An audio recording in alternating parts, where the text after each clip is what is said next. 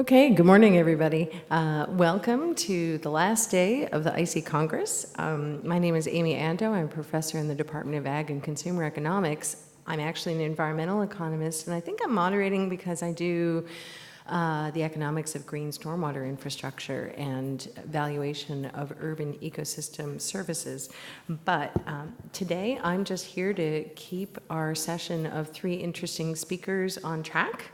So, our first speaker is Arnab Chakraborty.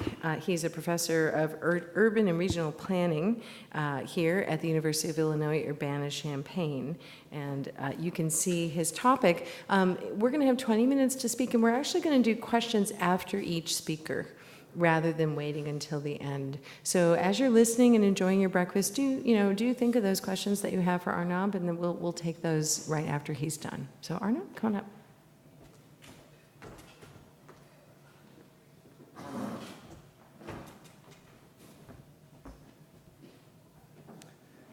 Thank you, Amy, and good morning, everyone.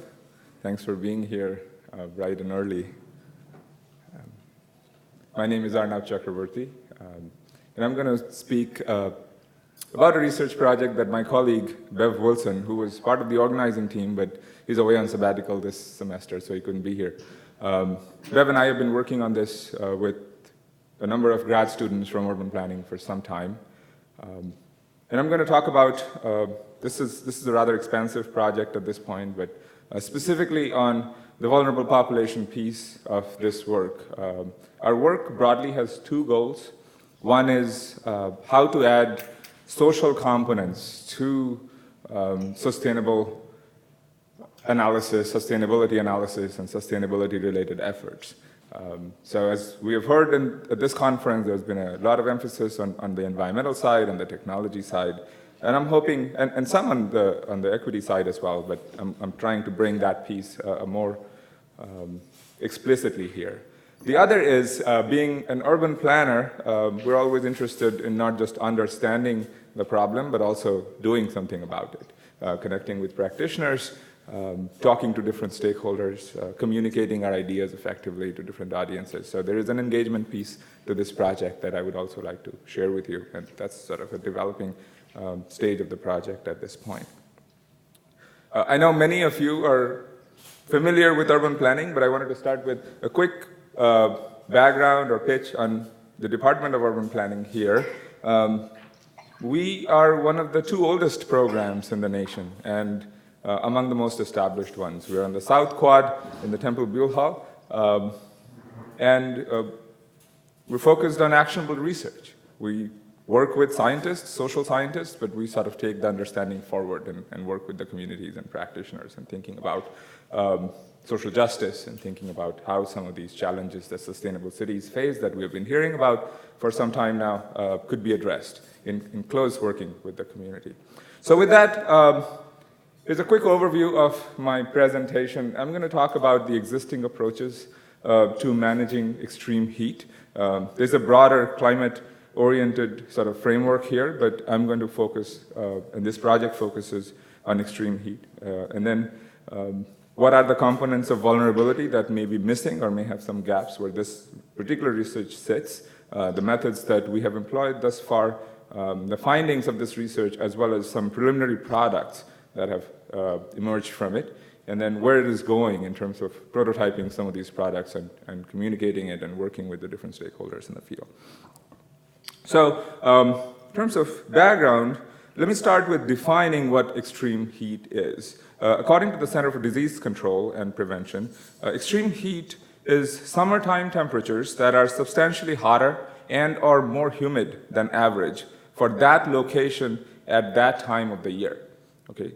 It's important to emphasize the piece about that location at that time of the year is extreme heat is not an absolute thing. It depends on the nature of the community, the locality, the time of year, and also, as you will see later, hopefully, the nature of that community, especially when it comes to adaptation and things of that nature. Climate change, of course, amplifies the intensity and duration and frequency of extreme heat events. Indeed, we have seen more heat records being broken every season.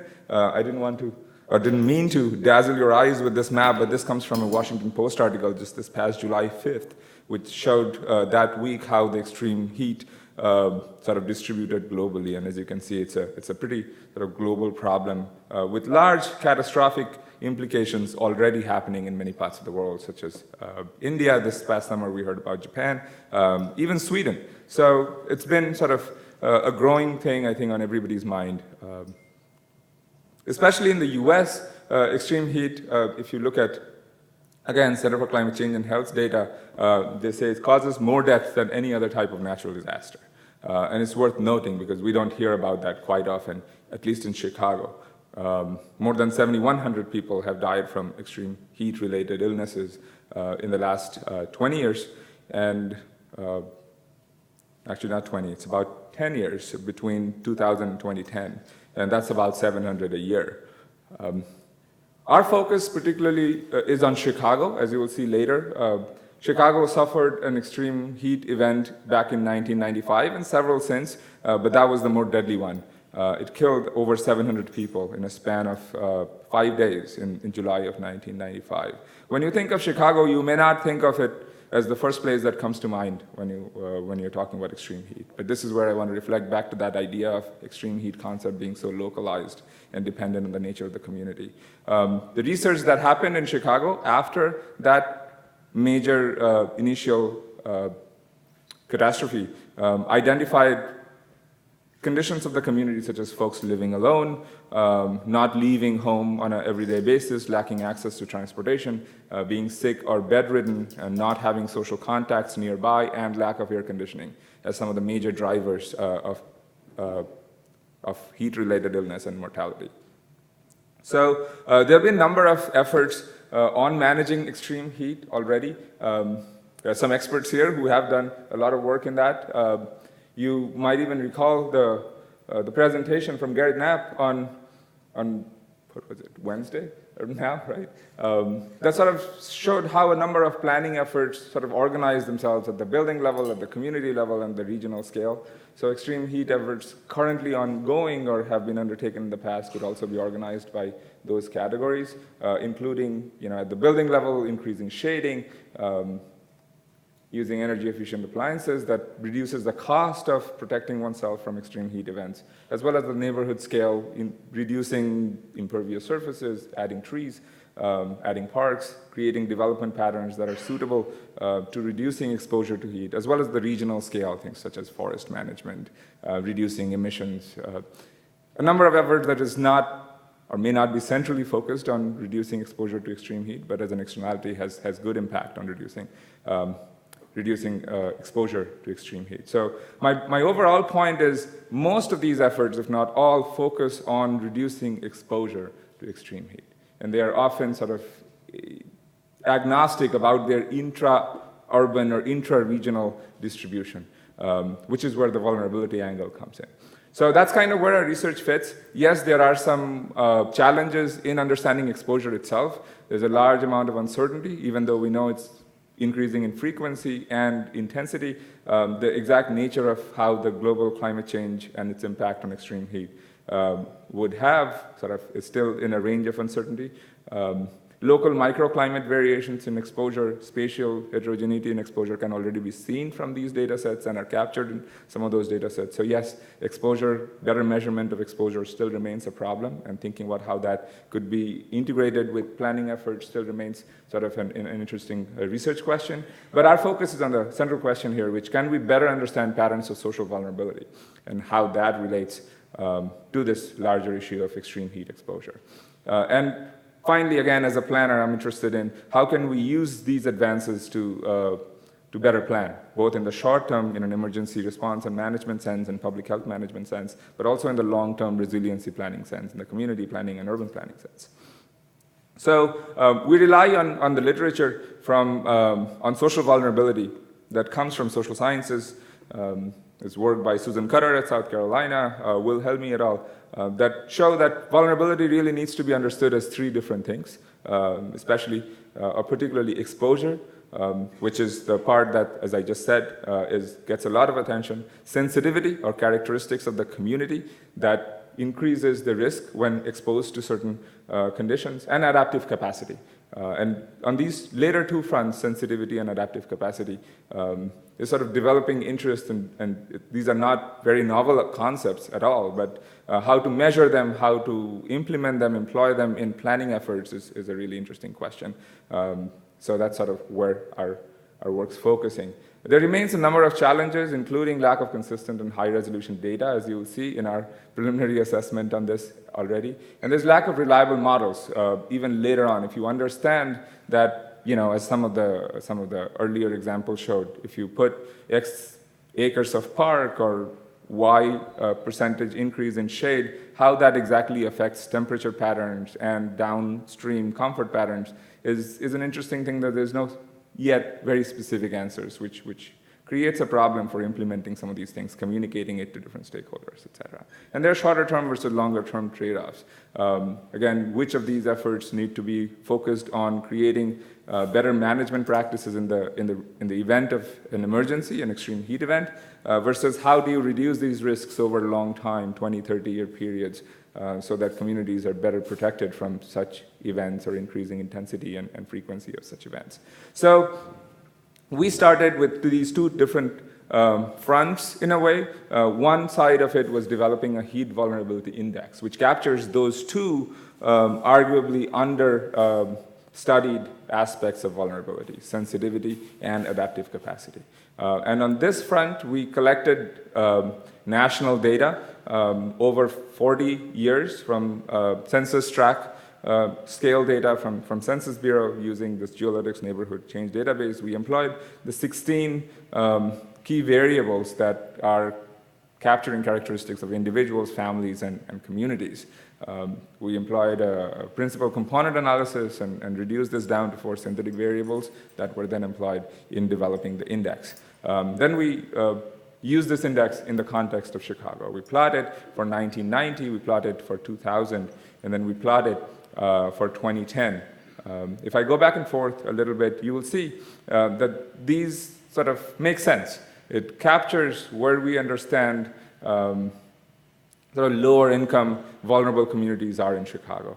Though the exact metrics here are a little bit different from that general understanding. And we also see that these patterns have been changing as communities have been changing. We see some sort of suburbanization to some degree of vulnerability. With suburbanization of poverty, there's a large literature that has happened, as well as smaller pockets or clusters of these things as neighborhoods, some cases have gotten gentrified or revitalized or what have you. There have been sort of outward shift of patterns of vulnerability as well as more clustering. So we're not ignoring exposure. In order to do the work that we're trying to do, we understand that we also need to consider exposure. There's some challenges in this area as well. We're not the experts on this by any means, but we looked at different data sources. There are sort of weather monitoring stations in Chicago that produces data that could be imputed to create sort of an internal distribution of heat exposure that captures some degree of the heat island effect and urban sort of spatial heterogeneity. We also looked at sort of global data sets like Landsat. Landsat provided good sort of spatial resolution but poor temporal resolution. And then we looked at MODIS from Oak Ridge, which sort of did the opposite. So we created a combination of these data sets so that we had a good sort of metrics, sort of a counterpart of heat vulnerability index that showed how not just vulnerability, but exposure varied within the urban area. So what did we do with this? One of our main goals with doing this work was communicating the findings to the practitioners and having a broader sort of translatability of this work. We wanted to rely largely, if not exclusively, on open source data and build some tools that are open source and editable and easily transportable, at least within the US context, if not internationally. So we used R and Shiny in our studio and web-based platforms. The Amazon Web Services is not open source by any means, but university has a program where you can test some of these services, so we're testing some of them. And we developed this tool, which is, you can find it on chicagoheatvulnerability.org, that brings together all of these data sets. Plotted maps of vulnerability, plotted maps of exposure, as well as data from different sources on average maximum daily temperature, incidents of weather-related deaths that were reported. And you can sort of look at these spatial correlation. Are the areas that are most vulnerable also the areas that are most exposed? So we basically did an intersection, an overlay intersection, you can think of it. So you can identify as if you are a first responder or if you're a long-term planner even, which areas have high concentrations of vulnerability as well as exposure. And arguably that could be your first points of intervention and areas to keep in mind when a predicted or forecasted event might be forthcoming.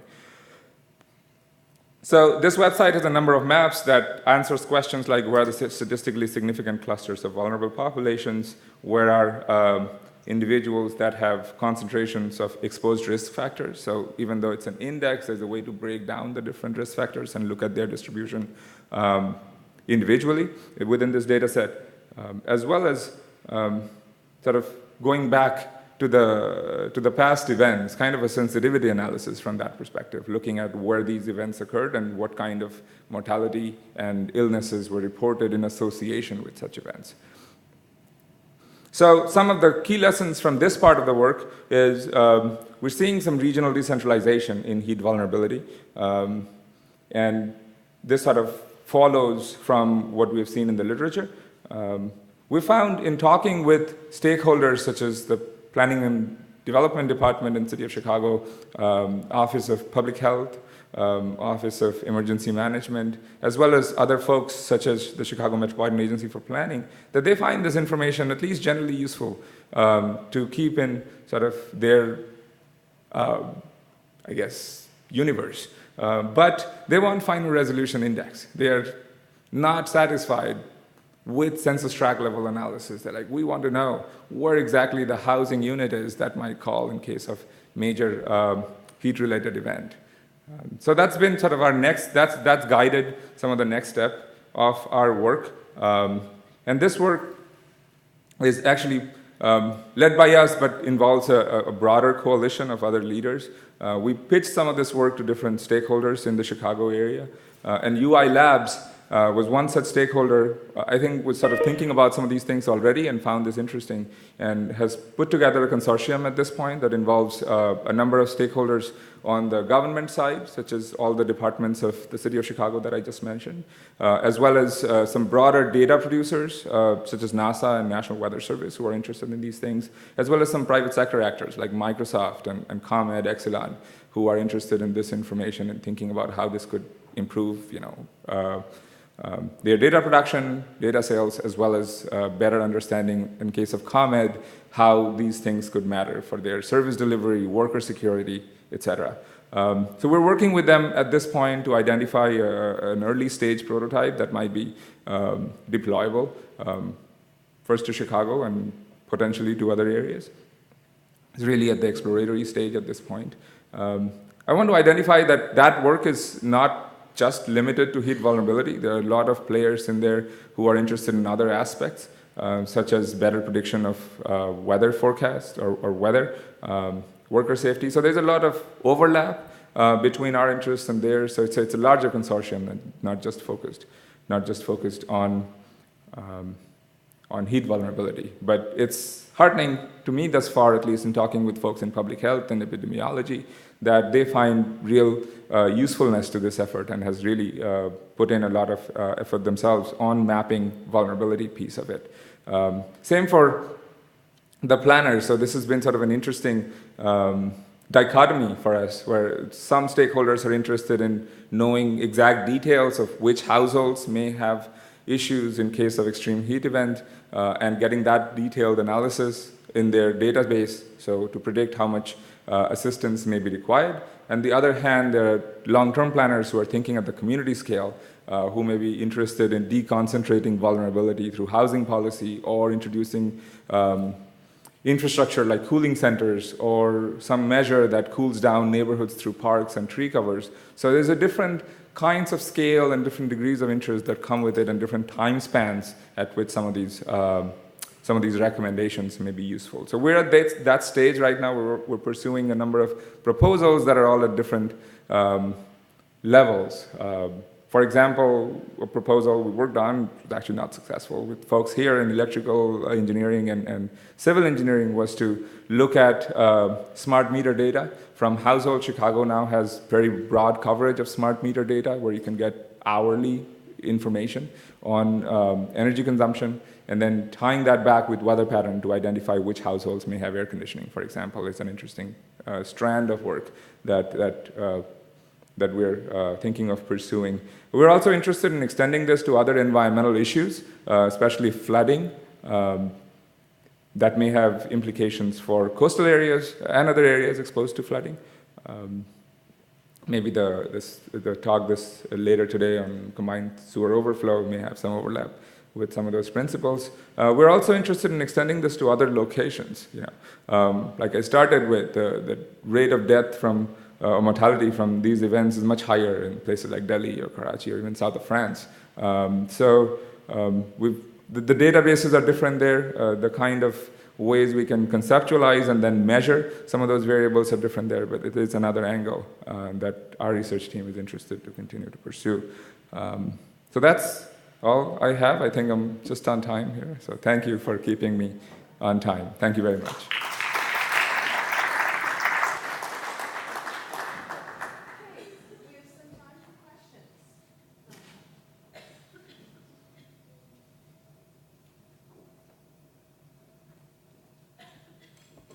Ken.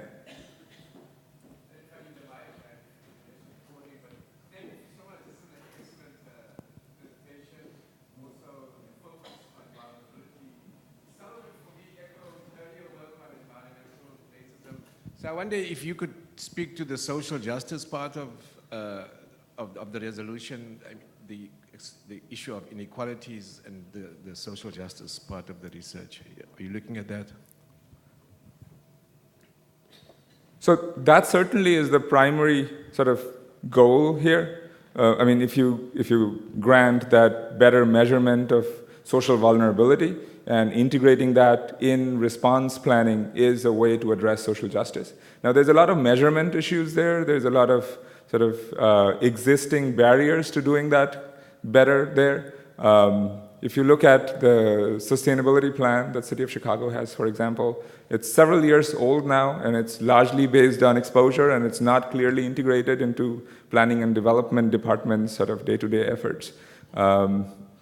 There's a degree of tyranny, I would say, in the measurements as well, because neighborhood-level measurements or census tract-level measurements tend to ignore the degree of variance that exists within that neighborhood. So that part, I think, would be addressed to some degree once we get this in more detail. But even there, the data sets and measurements are complicated. Like, the example I gave of looking at which households have air conditioning through smart energy meter data,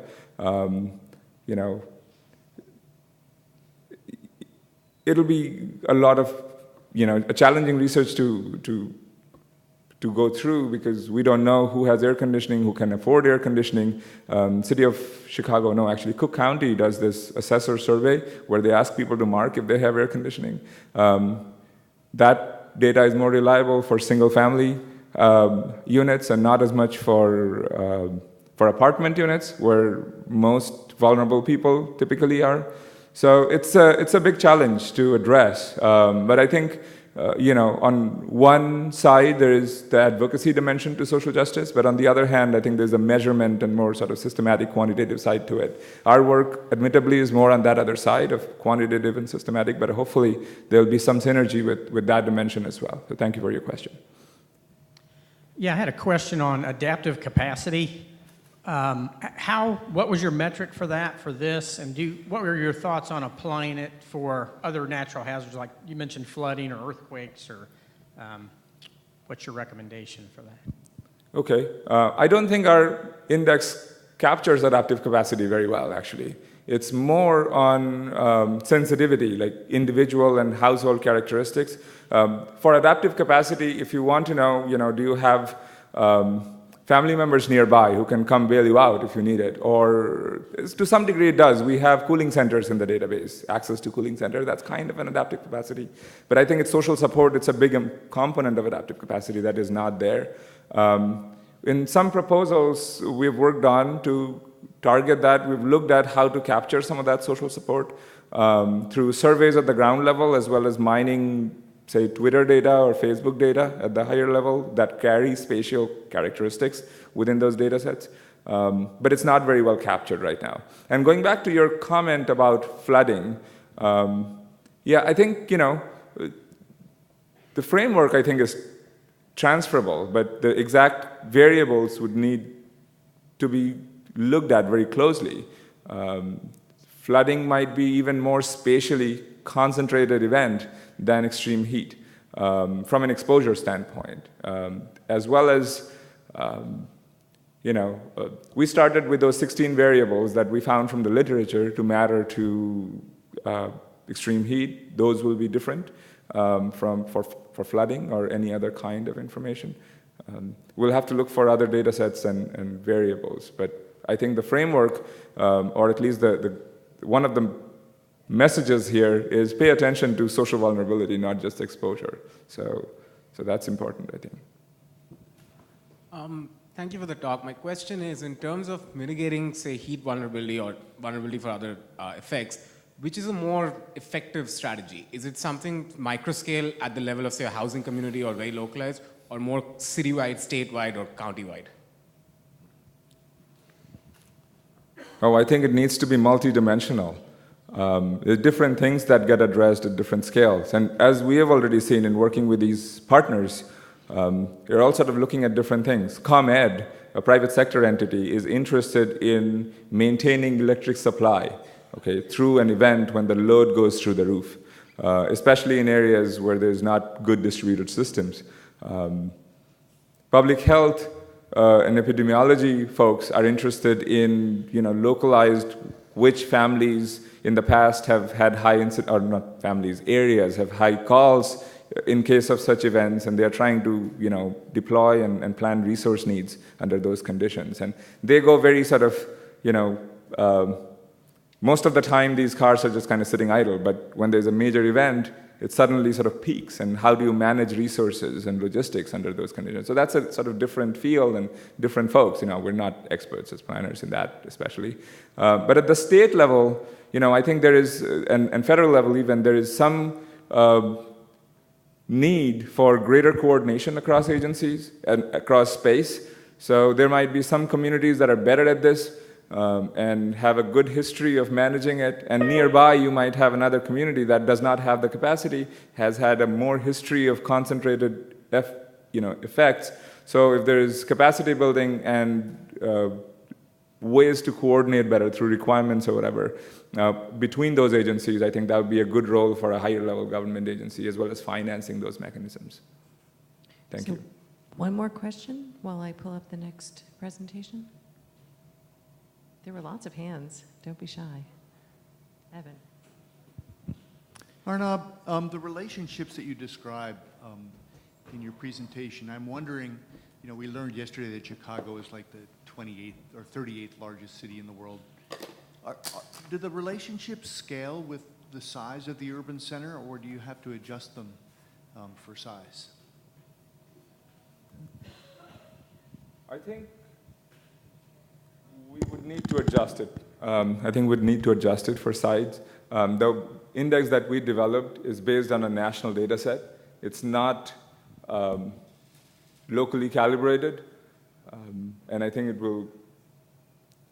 We've done enough sensitivity analysis to see it makes sense, but we'd have to do some local calibration, and that would bring in some of the local aspects. There are a number of local factors that contribute to vulnerability, access to different places. Like, can you go to a public library if your air conditioning doesn't work or something like that? So it's not just the location of the library or location of your house. How do you get it? Can you get there? Do you have a car? All of those things, and their distribution over space varies from community to community. Barriers to movement varies from community to community. Access to information varies. So yes, I think if you are a public health department, which we're not, but we're hoping some point someone from public health would pay interest, and there is some interest, you will need to take some of this and localize it and adapt it to your practices and your, however you as a public health official take this information and include it as part of their planning process. So yeah, there's data-related calibration as well as practice-related calibration that needs to happen to do that, and will vary from community to community. Thank you very much. Thank you, Amy.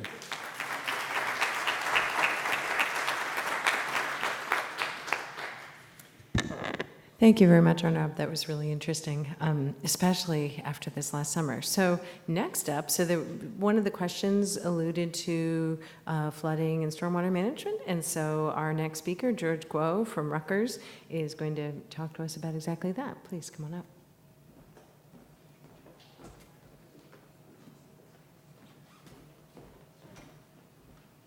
Thank you, Amy. Thank you very much for the invitation for this nice, very nice Congress. I've been learning quite a bit the last 2 days. And also very nice campus. And okay, my topic today, just remember 3 letters, CSO. Okay, so add that 3 letters to my title, just CSO. Hopefully, a lot of you probably already know what is CSO, but just remember that 3 letters. I will be very happy when I finish my talk, okay? Yeah.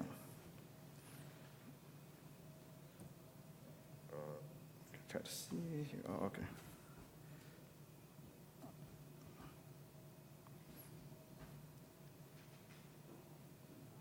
Well, doesn't seem to be. Oh, okay, it'll show up there. Okay, this is the outline. It's not showing on my screen. That's fine. That's okay. So I have. Maybe I should do this. It's easier for me. Oh, okay. That's good. Thank you.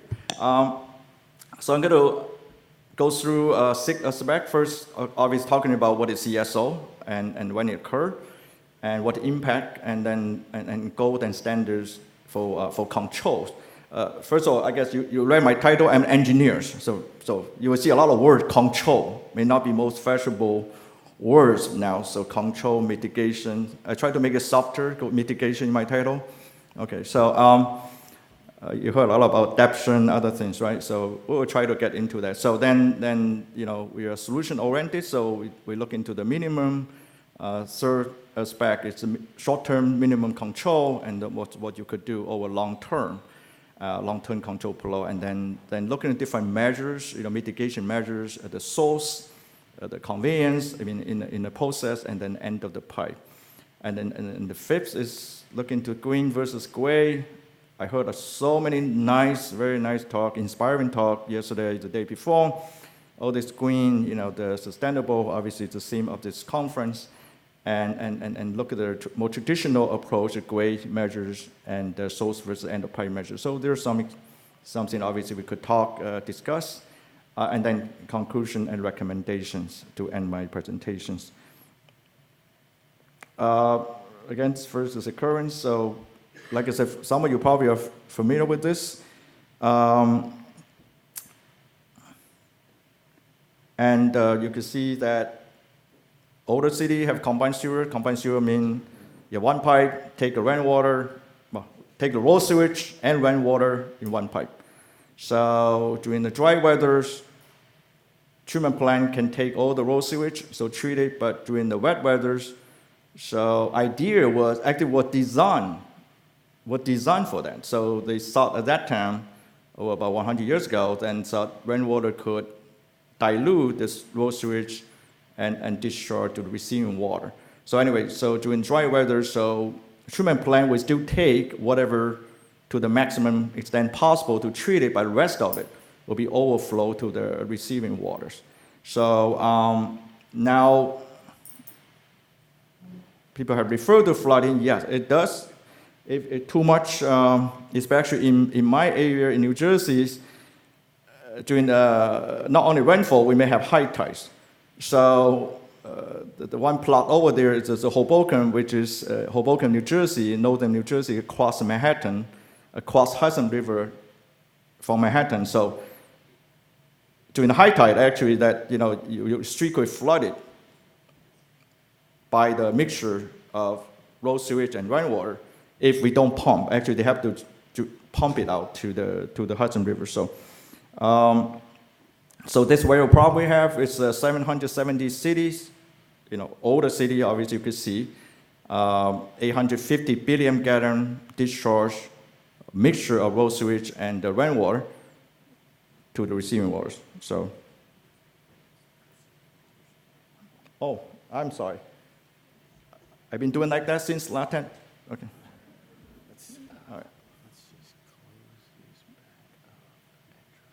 All right. All right. So that's CSO, right? Everybody got it? CSO is a CSO, right? Okay. One pipe, treatment. Okay, good. All right. Thank you. And so what we're going to do with that? So, okay, thank you. All right. So the pictures. Okay.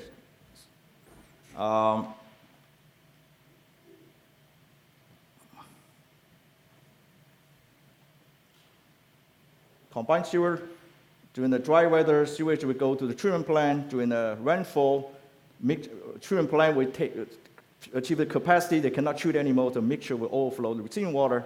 Now, during the high tide, so even worse, right? Water will not even, so we could back up to the street. So the street could be flooded by the mixture of road sewage and the high tide because, as you know, sea level have been rising, and so that become a problem. So actually, they have to use a pump to pump it out. So otherwise, your basement will be flooded. Actually, not just rainwater, but mixture of road sewage and the rainwater. Okay, again, this is across the United States, all the cities. So 770 cities I mentioned, and 850 billion gallons per year got discharged to receiving waters. So this is what it looked like New York City. So this is Manhattan. You can see the combined sewer overflow, outflow. Manhattan Island is surrounded by all the outflow here. So this is what they did. They look in New York City. When will happen? Overflow. Virtually every rainfall have overflow. So it's you can see the rainfall half to 0.5 inch. Right? How it rank out. So we have total of 69 rainfall events, but every event essentially you find a place where you have an overflow. So it is, and that's in terms of volumes, right? So obviously smaller rainfall, although you have occur more often, but you have smaller volume of the overflow. Now, what to do with it? So the standard goal and standard obviously is overarching goal is to we have a Clean Water Act, right? To do it to guide us to what to do, and then specifically how much you can discharge is governed by specific receiving water standards, or water quality standards, how much it would be. But some of you probably know that we have been violating that since when? Every spill, you violate the water quality standards, 30, 40, after Clean Water Act since. So something have to be done. So, but as you know, it's money, right? Effort, what to do with it. So finally, in late 80s, early 90s, and EPA, we already know they're in violation. They'll try to figure out something, come with some kind of agreements with local authority to see what to do. So this is what they come with, to say, let's do something first, okay? You cannot, hard to achieve that goal and standards right away with the money, with the other thing going on.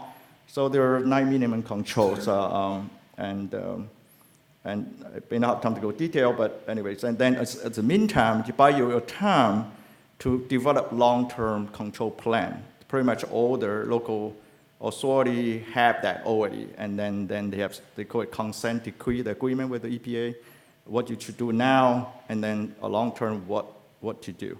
So, for example, this is the District of Columbia. So they said, in order to meet that surface water quality standards, you will only can have overflow 3 times per year during the wet year. You can only overflow 1 time per year during the dry year.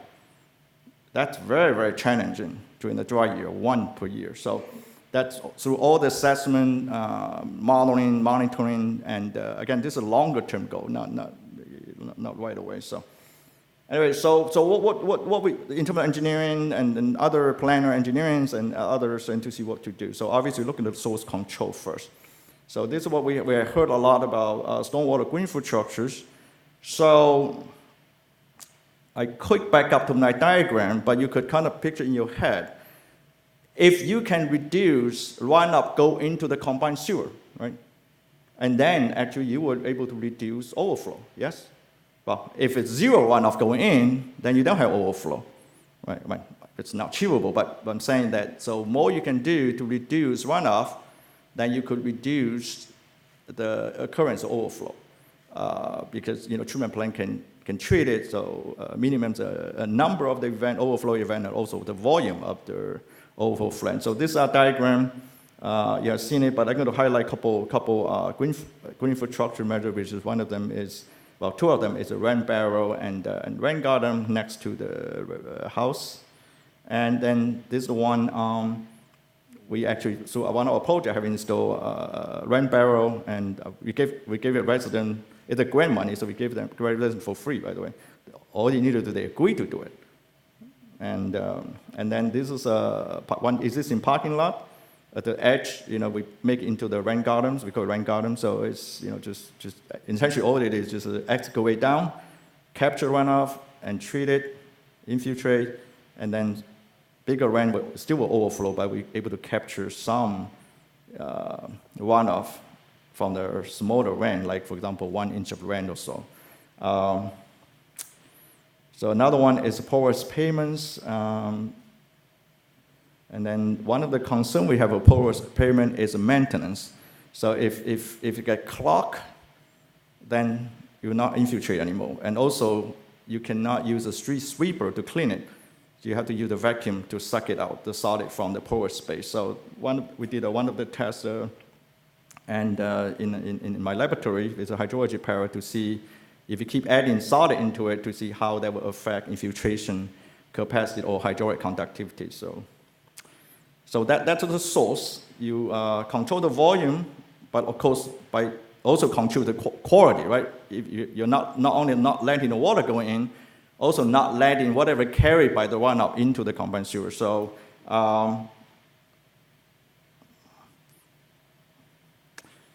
that is going back to Chicago here, right? So I'm pretty sure probably most of you have heard about this. I don't know if you have actually visited.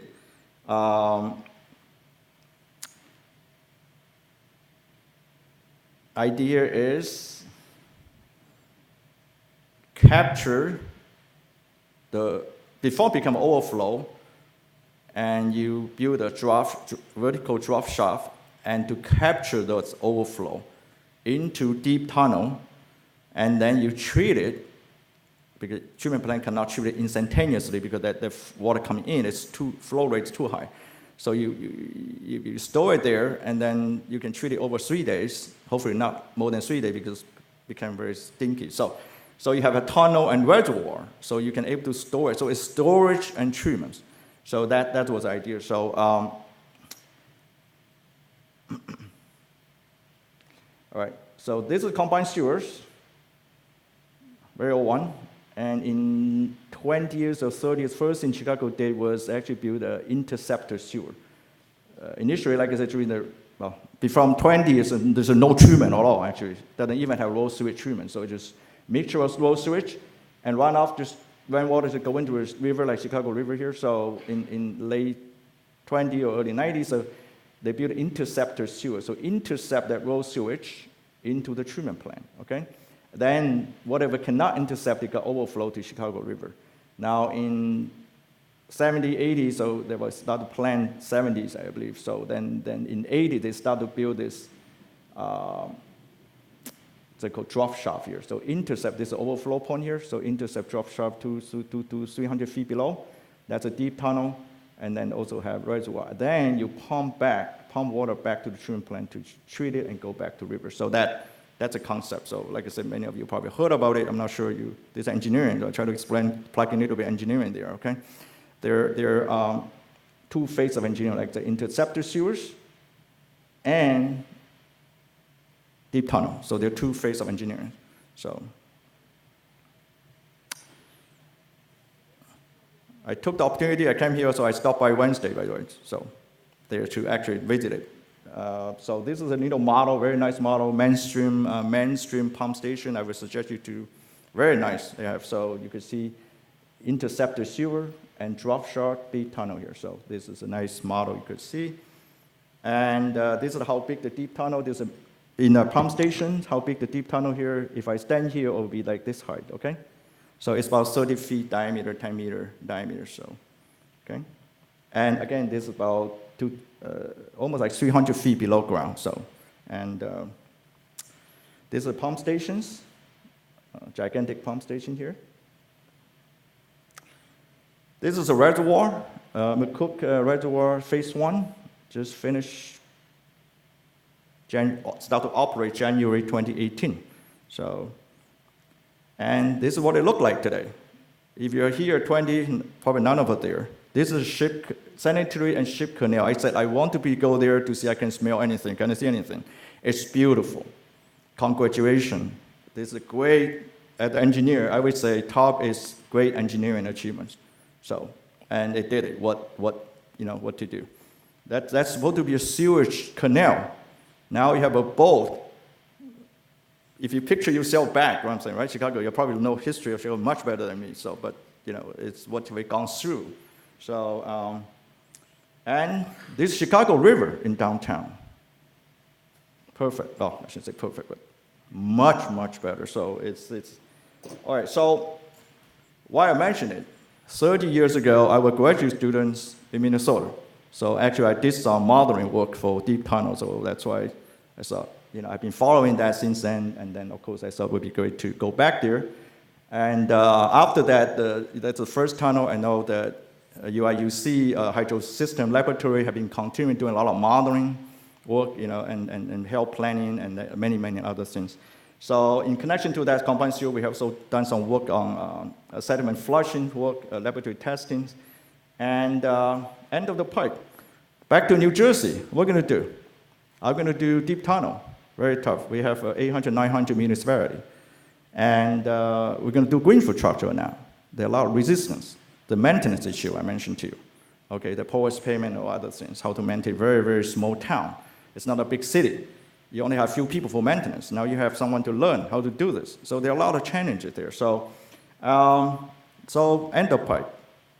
First end of pipe would be just put a net at the outflow to take out the floatables. So that was done in 80s. One of the nine minimum control solution controls. So, and then recently we did. I was part of a technical advisory committee to do what we could do if you still have overflow. Or you're not doing much green infrastructure, the source control. You're not doing deep tunnel storage and treatments. But end the pipe, the anything you can do to high rate treatment and disinfection. So we come up with a scheme that you were able to remove the solid very quickly, and so these are hydrodynamic separations, and these are high rate high rate filtrations. Take out the solid, and then water will be relatively clear, and then you have ultraviolet will work because ultraviolet is very rapid disinfection. So that's why we add those two stage of solid removals. You probably know the chlorine is very common, most common disinfection chemicals, but they take some time, 20, 30 minutes. So they also have another chemical where they claim that you could do a couple minutes, 5 minutes. So that we also did that. Okay, come back to the green versus gray, right? So go back to the Philadelphia. So it's not all, it's not also not far away from our campus. So New Philadelphia, all green. No tunnel, no deep tunnel, all green, all source control, okay, to reduce combined sewer flow. So I've seen the picture yesterday. One of the faculty also used that. So it's, just to capture, if you're talking about combined sewer flow or flooding, you capture the rainfall and then reduce the runoff to the pipe. But this is London. They just approved tunnel plan last year along the Thames River. So now you have this two schools of thoughts, right? In the middle, all the green, everything, and all of a sudden this, not sudden, London say, let's build tunnel, a long one. This is how long it is, you know. And so there are interesting debates, obviously, from American experts. We've been leading that green infrastructure effort in Philadelphia, saying, why are you not doing this? You know, we are all doing this, at least try to do something, right? And stuff like that. So what come back was, you know, UK said, well, we have very high density populations and very little space to do this. The green infrastructure needs some space, also very different soil, which water will not infiltrate down, especially compared with Philadelphia.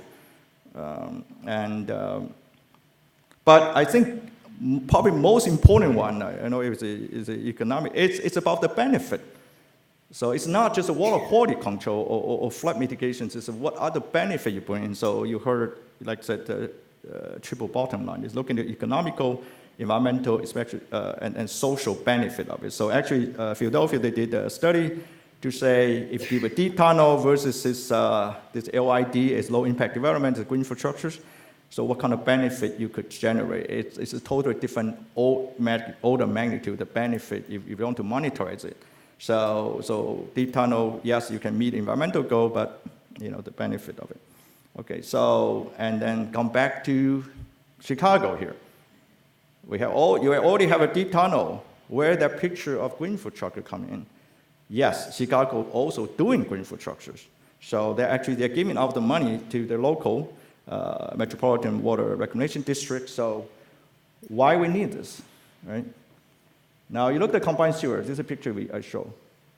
As a matter of fact, a lot of communities still get flooded because a lot of runoff will not even get into the combined sewers.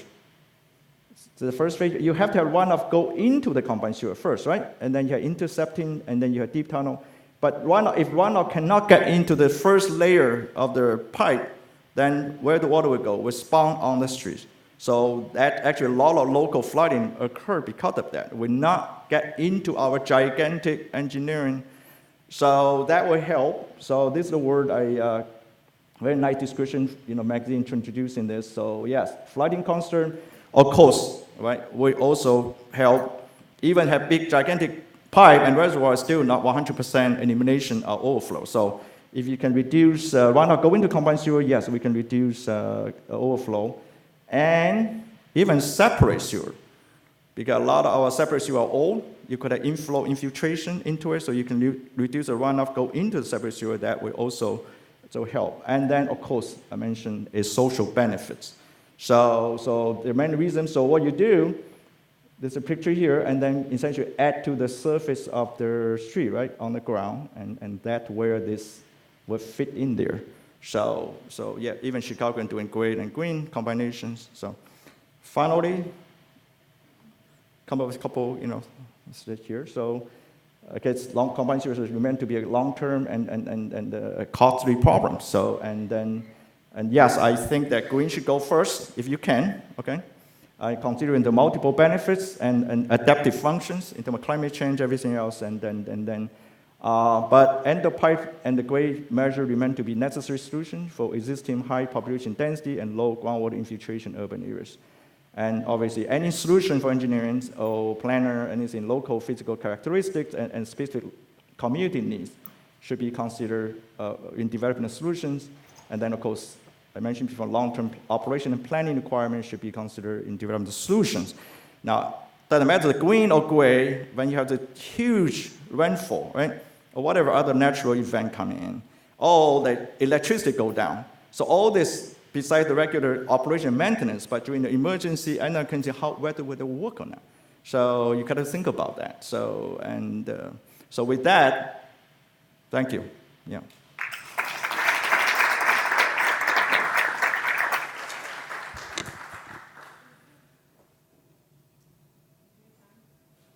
We have time for a few questions.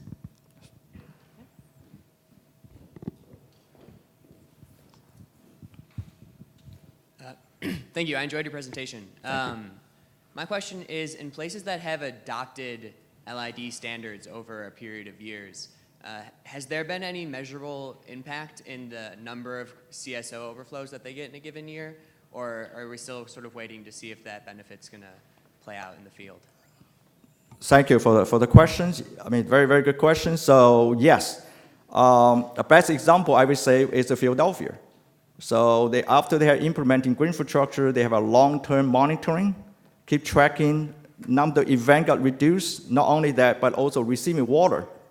And so they're ongoing, but all this long-term plan and short-term, yes, it's required to monitor. I would say if you can, as a matter of fact, their EPA gave $5 million of a university to keep track of that also. That was another part which I mentioned in university. That's a very, very, but other under regulatory requirement, yeah, they are required to monitor, the reduction event and receiving water quality change also. Yes, there's some data available. Yes, yes. Sorry, is that just Philadelphia? Or is that no, for research, Philadelphia is much more intensive. I'm saying go beyond regulatory requirements. But for any other city, I'm pretty sure, including Chicago, have it too. If you go to a water reclamation district, Greater Chicago, they also have data. There are how many events, which by the way, I just talked to engineers 2 days ago, that yes, they have data to show how many events have been reduced, different phases. After turnover finish, after reservoir finish, how many events was reduced? Yes. Looking at the NOAA climate change predictions, and the Northeast Corridor from West Virginia to Maine has something called the Infrastructure and Climate Network, where they try and connect the climate modelers with the departments of transportation, mostly state, but some local. They're looking at projections, particularly for the Northeast, of I think of almost a 40% increase in precipitation, and I can't remember the time frame, but I think it's about 50 years. These consent decrees and the planning that's in the plans that you saw, how much have those, if at all, are taking into account projected change in precipitation, or are they based on basically stationarity that the past rainfall will be the future rainfall? Thank you, thank you. There was a lot of modeling, including the DC plan. I gave the example. I cannot say 100%. As far as I know, I don't think climate, those things was incorporated in those projections of overflow event and volume and water quality. So that I would say there may be some research, those things going on in terms of. But those long-term plans would be could be adjusted. It's not like set in stone, so it could be adjusted to different changing environment and local input. Those kind of things. Yes.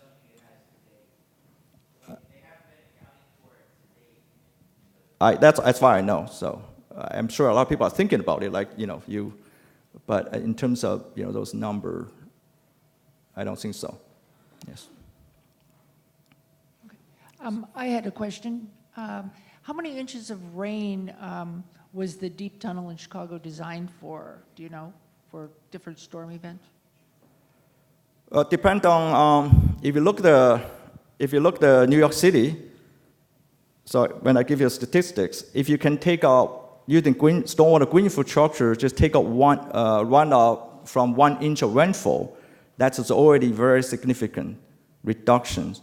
So, but we don't define that way. It really defined by for long-term plan is your receiving water quality standards. So receiving water qualities have different flow rate in the river, say, like dry weather, wet weather, what kind of standard should be. And you work backward to say, what rainfall need to be captured, or what need to, by green infrastructure, or what rainfall need to be stored in the tunnel if you have, to be treated, and to what degree to be treated. So I would not, CSO is different from flooding. Flooding, yes, for we do say 2 year, 10 year, 1 year, that kind of return period for floodings. So CSO controls a lot to do with the receiving water quality requirements. So, yes. So I have a question in DC, and thank you for your talk. In DC, we have I'm over here. Oh, okay. Hello. Thank you. We have a tunnel, a newly inaugurated tunnel, and also efforts to put more green infrastructure in place. So I'm curious to hear what your plans are, if you have some initiatives underway for training.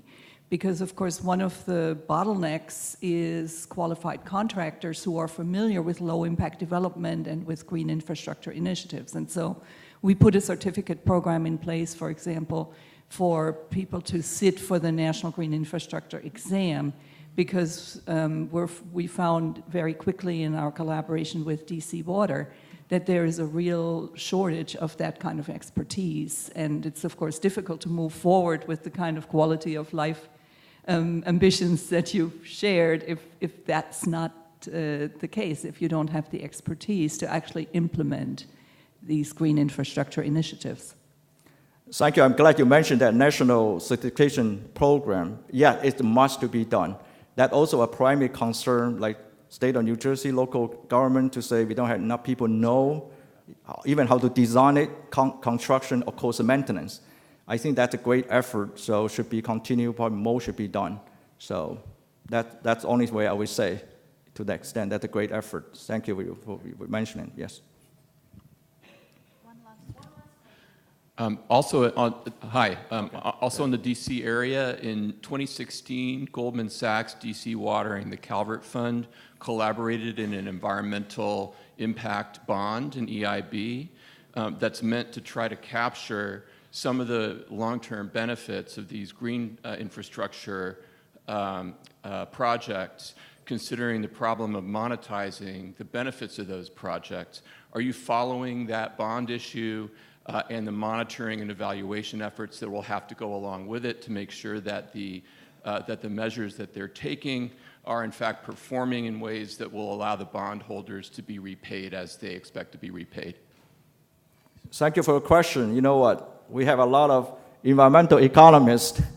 I can just read about it. Certainly not me. I would love to work with people like that to, all the money at the table I show for Philadelphia. But I want to go with that training. By the way, I want to plug for the university corporate extensions, the grant. So they're also doing a lot of training in my university. So they go extension services, the faculty, so doing great work on that. Thank you, yes. That's great. So thank you all for your excellent questions and for the outstanding presentation. Let's give them a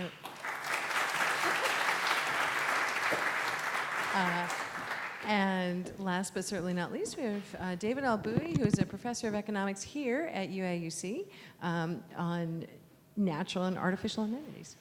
All right. Well, thanks so much for getting up early this Friday.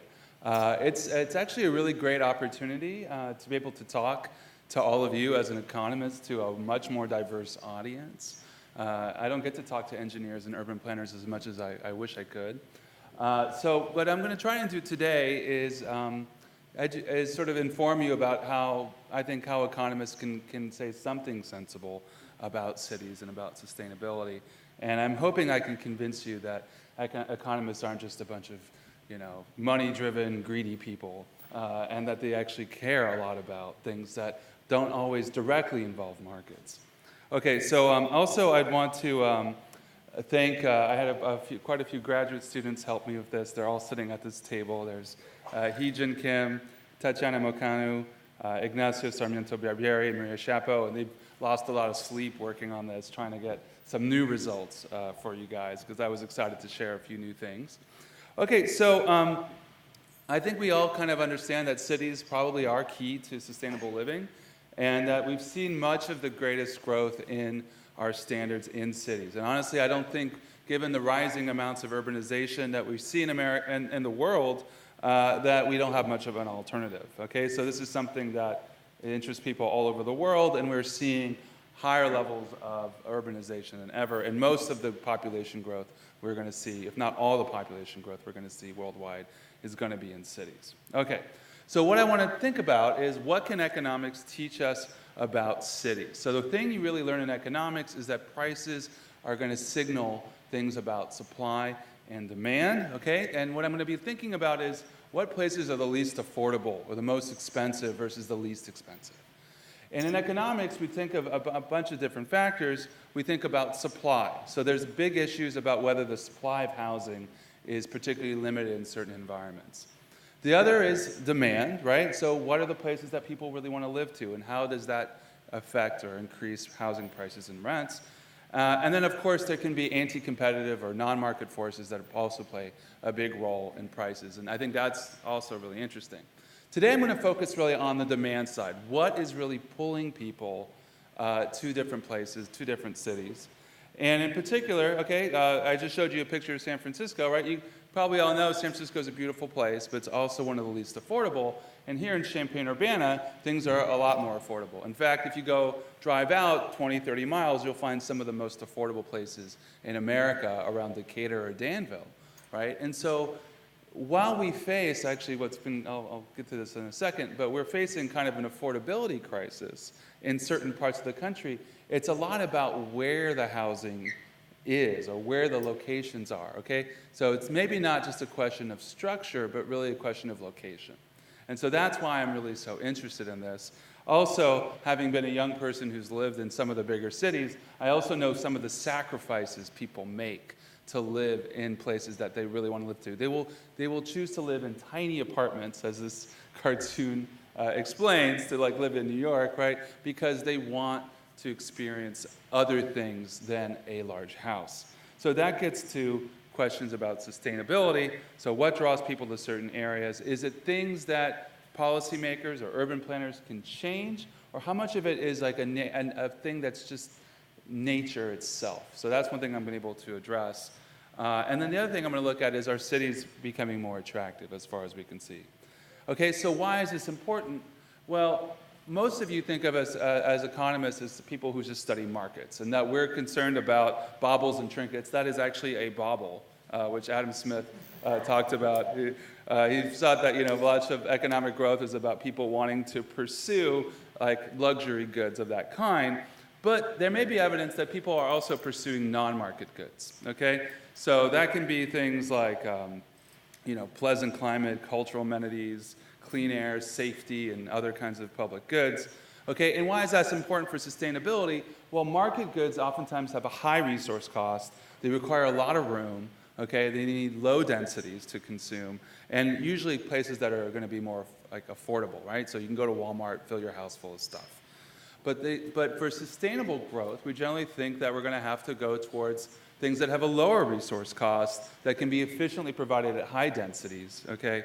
And that's actually going to be associated with places that are going to be really expensive, okay? And so that's going to be kind of the tension. Can we substitute away from market goods towards non-market goods, all right? Okay, so what are the insights about that economics delivers? Okay, so we'll get to the data, but I just want to give you the intuition really fast. Basically, the idea is that people will trade off. They will sacrifice market consumption, like that guy in the New York apartment, if they can consume other things, non-market goods, and that's going to be very neighborhood specific, okay? So we can accept material sacrifices. The other idea is that people will move, and so that's going to mean that there's going to be pressure on places that offer these non-market goods, as people are basically willing to squeeze in and sacrifice those material goods. And so what we're going to be able to do economically is use data to figure out how much people are sacrificing, how much they're willing to pay, okay, to experience those goods. All right, and that has some important applications. Okay, so basically people are voting with their feet and their pocketbooks. Okay, so why don't I just get straight to the data and show you, because I only have so much time. Okay, so here is a map, okay, or sorry, a scatter plot in 2015 of basically the housing costs, which are a pretty good measure of how expensive a place is relative to wages. Now, these numbers have been adjusted for housing quality, okay? So we're trying to have a standardized unit of housing. So this isn't really about how big your house is. This is how much the price per square foot is, okay? And then on the horizontal axis, the wage differences, this is controlling for kind of worker characteristics. This is how much living in a place, okay, should be able to affect your wages, up or down, okay? So you can see kind of in the upper right-hand corner, you see a city like San Jose, right? That includes Silicon Valley. That is a place, right, where the typical worker earns, 40, 50% more than the national average, and housing costs are more than triple the national average. That's taking into account, not necessarily a new home, but what people are essentially paying right now for rents. Okay? And then lower down, right, you can see other kind of cities. So above this blue line here is trying to kind of figure out what is the sort of wage level that compensates you for the housing cost. And if the point here, if the city is above the blue line, okay, then that kind of suggests that that is a less than affordable place. That's a place that's got low affordability. All right? So what do you see here? You see San Francisco, you see Orange County, Santa Barbara, Portland, Miami. There's actually Honolulu that's not labeled, Seattle. A lot of these places that are very kind of glamorous tend to be above this blue line. And below, it's a little harder to see, but you got places like Houston, you've got Detroit, you have our general area. Okay, so Champaign is averaged in with Decatur and Danville, where we rise above those two cities in terms of lack of affordability. But you see there's some signal here, okay? So the most affordable places don't always have sort of the best reputations, as far as we know. But they may have a lot of soul, okay? So the idea is on top, the less affordable places are the high willingness to pay, and we suspect as economists that they may offer the most in terms of quality of life amenities, okay? That's not all of it, of course, but that's a big part of the story. Okay, so what are people looking for? And we can kind of divide the amenities into two, right? So natural amenities that I like to use are things like having a warm winter, having a summer that's not too hot, having sunshine, having some hilliness, and having access to water, okay? In terms of artificial amenities, there's so many things that could matter, but one thing that's of course important is safety, having parks and open space, having schools, having some culture, entertainment, clean environment like clean air, okay? All those things matter a lot, but the humans really have a big impact on what determines those. Okay, so I'm not going to show you regression coefficients or anything, but I'm going to tell you essentially what we try and do is we look at the relationship between essentially this affordability measure, or this willingness to pay measure, and the various attributes of a location. And just as you might think of a car, right, as having like certain characteristics that you're willing to pay for, we think of as a metro area or a city as having those attributes as well, and we fit as best we can sort of the price that people are willing to pay for those things. Okay? So very briefly, kind of the results is if you look across metropolitan areas, so that, Chicago versus all of San Francisco, we actually find that nature, as best we can measure it, so again, how temperate your climate is, how sunny, how close you are to the coast, and how hilly you are, explains a significant, if not more than half of the variation across cities. So basically, what that suggests is a lot of the quality of life factors that people are willing to pay for out of their pocketbooks. I'm not saying it's the only thing that matters, but a vast majority of things seem to be explained by nature. That's things that policymakers or mayors can't change. And so there's going to be, in some sense, a handicap that people maybe in Minnesota or Michigan face because there's only so much they can do to their cities. Well, in California, there's going to be a curse of you can even screw up your city and still people will come because of all the natural amenities that it offers. Okay? Well, there's probably less margin for error in a place that's not as desirable. Now, within metro areas, which I'm not going to spend as much time on, then that's like there's a big role for what happens at the local level in terms of governments, in terms of artificial amenities, safety, schools, and clean air. So all those things matter a whole lot, okay? But that's only within metro areas. So just a quick application here that I've kind of worked on before. So this is actually, we've actually tried to estimate, some co-authors and I, the value of climate, okay? And we found that engineers had it right the whole time, that the ideal average temperature is 65 degrees Fahrenheit for a typical day, right? That actually shows up in the willingness to pay measure, that willingness to pay is maximized when your average, right, high and low together, is 65 degrees temperature. And what's fascinating, too, is the second law of thermodynamics shows up because it's actually people are willing to accept getting colder a little bit more than they're willing to accept getting hotter. So basically, a degree of heat is actually costlier, okay, than a degree of cold. Now, America, oddly enough, is too cold for most people's preferences, but climate change is not going to give them exactly the kind of climate they want.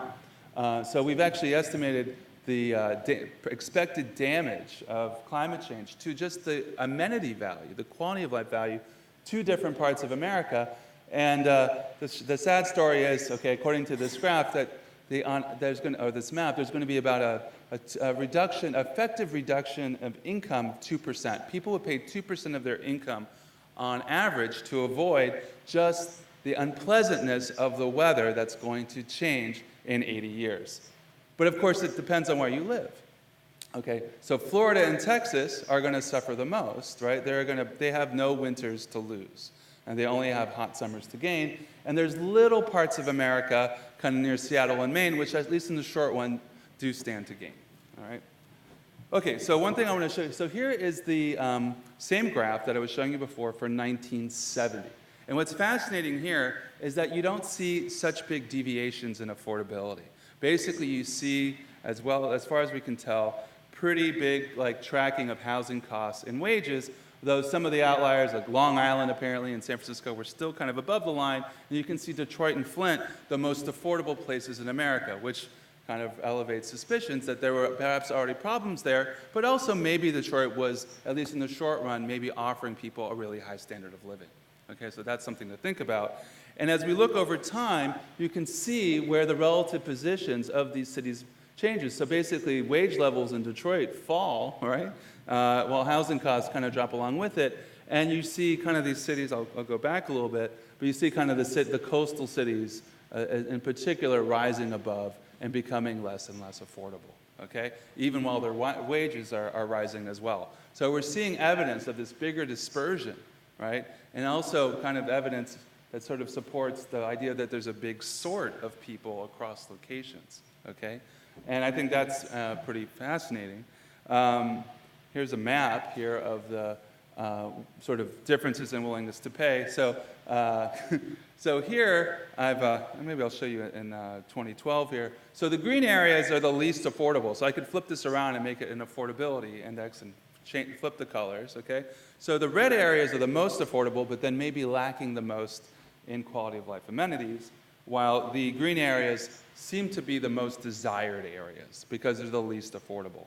Okay, so can you see where we are? I don't know how good you are at reading a map. But if you go back to 1970, you see that the differences were pretty small, okay? And a lot of the differences have simply become more severe over time, okay?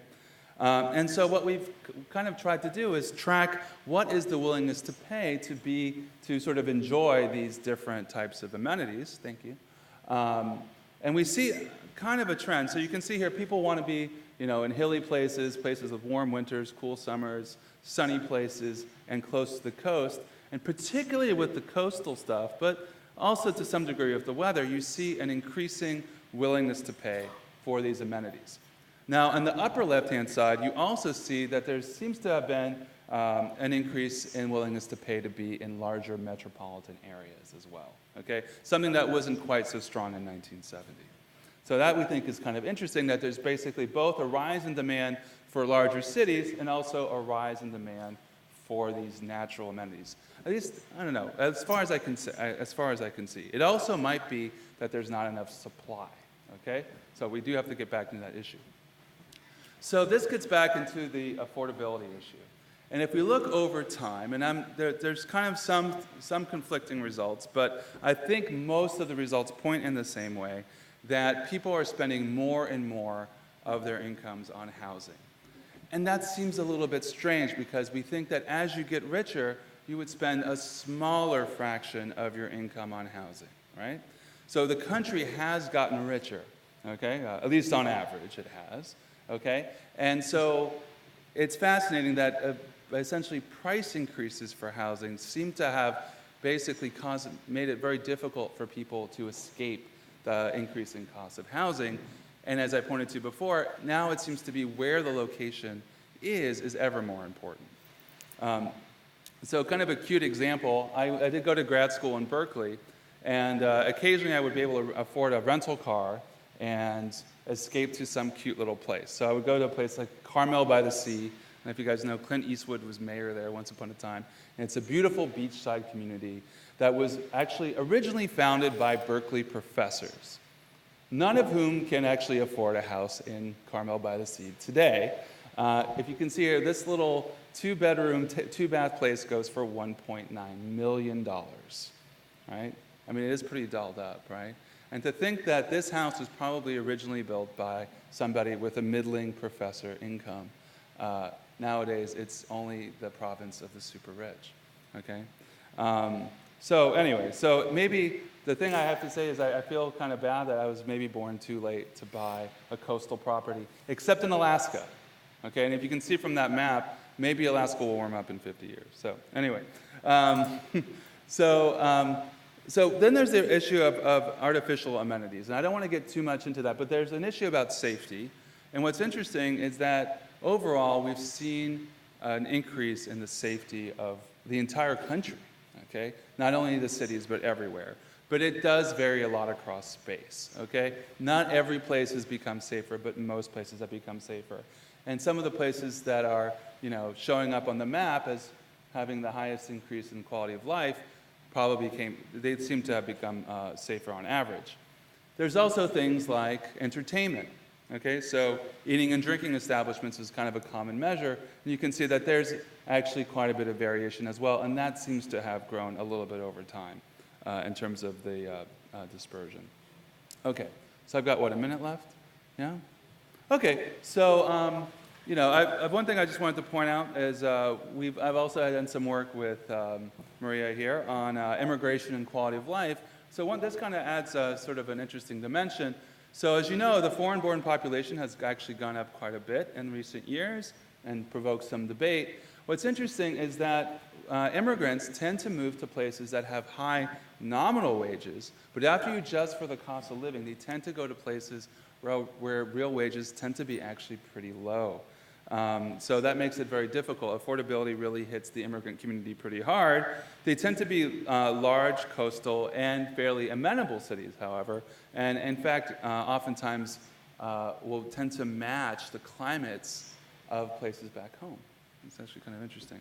Now, these are high-pressure housing markets, and because the coasts have become so expensive, it looks like people who are moving in the United States who were born here are tending to move to places more like Champaign, Urbana, or even more places like Fort Collins, Colorado. These are places where wages tend to be low, where populations aren't actually that high, but where the people are educated and where there's some amount of natural amenities. Okay. So just some parting observations, okay? So what I want to tell you guys in the room is that, look, a lot of why you see these big affordability differences across the country seems to have a lot to do with just the nature itself. And there's only so much you can do about it, although I'm concerned, okay, that the price of these amenities seems to be going up. That may be a result of income inequality or just limited space and a rising population, okay? But it also may be due to local housing policies. And one thing I have a hard time convincing my former neighbors in San Francisco is that what they do in their neighborhood, or how people act in their neighborhood, okay, whether to stop housing or allow it, actually has a national concern. Because the places that are the nicest to live in are actually in limited supply. And people are, basically this affordability crisis is being determined a lot by local governments as far as we can say. Okay? Now, the other thing is, on the side of sustainability, is that amenities, really, it looks like people will sacrifice a lot, okay, in terms of their market consumption to enjoy those amenities. So if we can produce those amenities, whether by making it easier to live in the most beautiful locations, or if we can improve the artificial amenities, the public goods, the things that people enjoy, the entertainment, okay, that they will actually be willing to sacrifice in terms of material consumption and perhaps provide a pathway for a more sustainable future. All right, so thank you very much.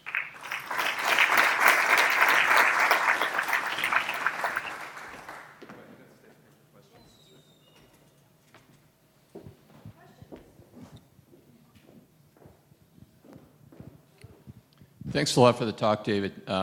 I'm wondering, you mentioned almost in passing at the end the increasing income inequality That's been another feature of the globe, but especially the U.S.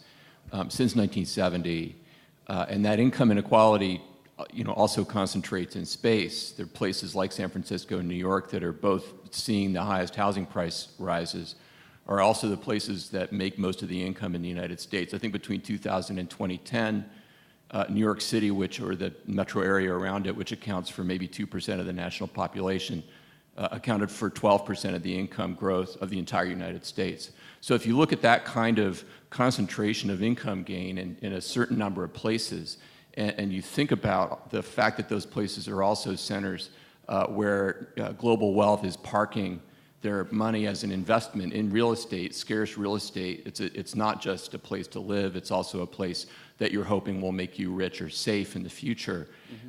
How much do you think the supply side versus some approaches to reduce income inequality more directly, for example, by taxation of extremely high incomes, needs to be considered as part of the solution for housing affordability burdens that hit the lowest income people hardest?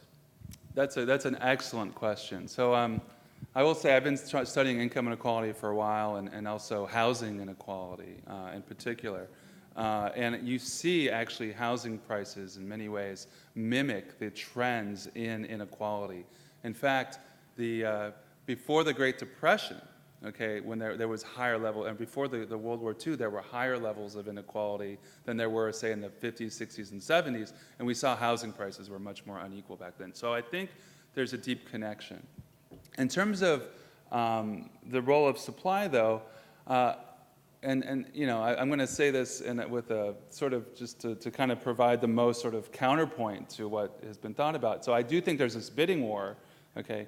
But the other thing is that limited supply has really made it, I think exacerbated the bidding war and made it tougher for poorer households to compete, because if housing is a commodity like cornflakes, there's only you might have different grades of cornflakes, but the price can only go so high and there'll be different kinds. If you limit supply, it becomes like paintings by Van Gogh. Van Gogh's dead, there's a limited supply. It becomes a bidding war, and we know who's going to win that bidding war.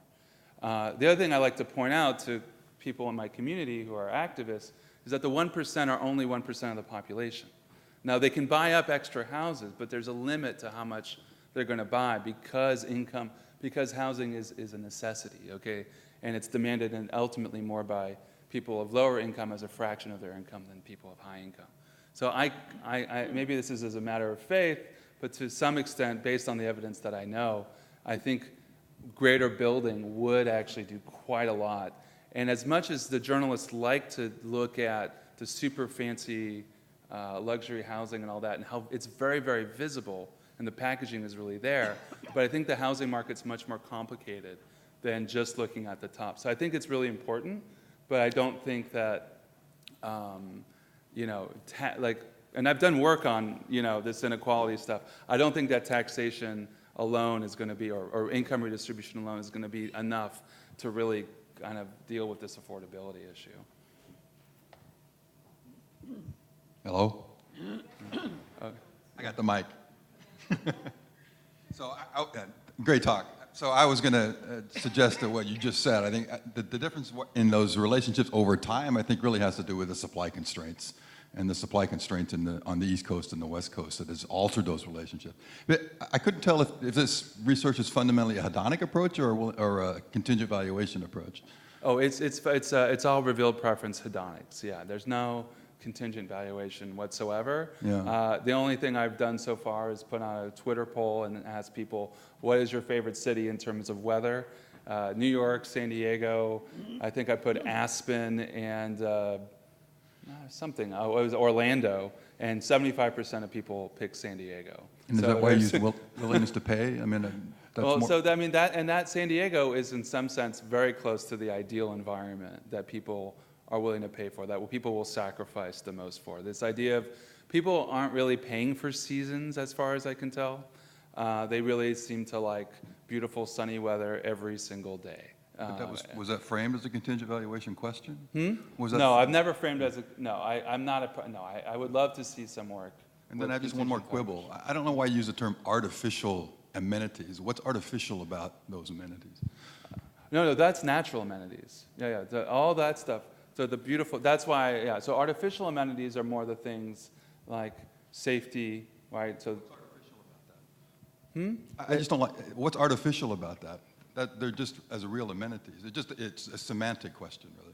I mean, there's the things that policymakers can have an impact on, and there's things policymakers cannot, right? So you can clean up your air, you can try and do something, okay, to affect the local community, to affect levels of safety, but there's nothing you can really do locally to change the amount of sunshine that you get, right? And so I think, that's really tough when you look at communities like in Flint, right? Even if you were to do a lot for Flint and restore the job market and make the plumbing better and do all these things, is it ever going to be a kind of a destination spot, at least in the short to medium run? Because it's just the weathers and the location is just kind of working against it.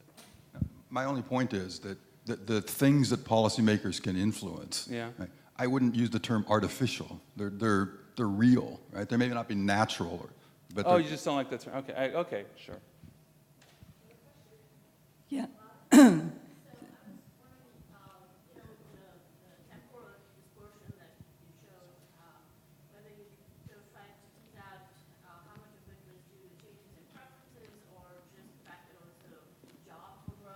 In the areas that were also desirable to live in, and so there's a bit of endogeneity there. It's easier to get skilled labor in California than it might be to get it in Champaign, those kinds of factors. And then at the end, you sort of talked about how there seemed to be this movement towards inland areas, and what was that based on, and where do you think that trend is going? Oh, okay. So that's a great question. So in terms of changing preferences, right? As economists, I always think that should be the last-ditch answer. And I'm actually concerned about work that tries to use that as an explanation. What you can see, right, is that you do see that wages are becoming more dispersed, right? So a lot of what's going on, right, is movement kind of along the blue line, okay? And I'm looking at, well, why are there these deviations, right? So it could be an increasing concentration of skill, but that's actually been, as important as this sorting behavior is, it's actually not as deeply understood or as simple as it looks. There have been some increases in skill along certain areas, but in fact, because immigrants in particular have been coming on the coast, they've been providing some of the low-skilled jobs. And in fact, many measures of skill would actually have that. Some of these coastal areas, because they're receiving lower skilled and people with actually less than a high school education, they're filling a lot of really important jobs, but it's actually very complicated what's going on. There's not as much of a sorting of just one type of skill to one place versus another.